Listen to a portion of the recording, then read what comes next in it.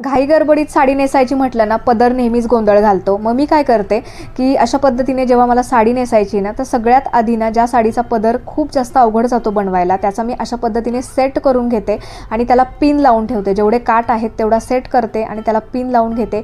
नंतर मला जेवढा पदर पाहिजे तेवढा काढून घेते आणि व्यवस्थित हाताने प्रेस करून अशा पद्धतीने व्यवस्थित पदर येतो, कुठलाही पदर निसटत नाही.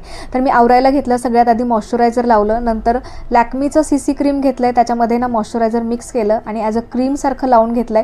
नंतर चेहऱ्याला टॅप टॅप केलं जेणेकरून ते चेहऱ्यावरती छान ऑब्झर्व होतं. त्यानंतर लॅक्मीचंच कॉम्पॅक्ट घेतलंय. कॉम्पॅक्ट ही चेहऱ्यावरती सगळे मानेला कानाला सगळ्यांना लावून घेतलं. त्यानंतर लिपस्टिक आणि काजळ लावलेलं आहे. तर काजळ इथे मी एलेटिनचं लावते. एका ताईंनी मला विचारलं होतं काजळ कुठलं लावतेस. त्यानंतर मग हेअरस्टाईल करून घेतली, जी की मी तुम्हाला ऑलरेडी दाखवलेली आहे माझ्या हेअरस्टाईलच्या व्हिडिओमध्ये.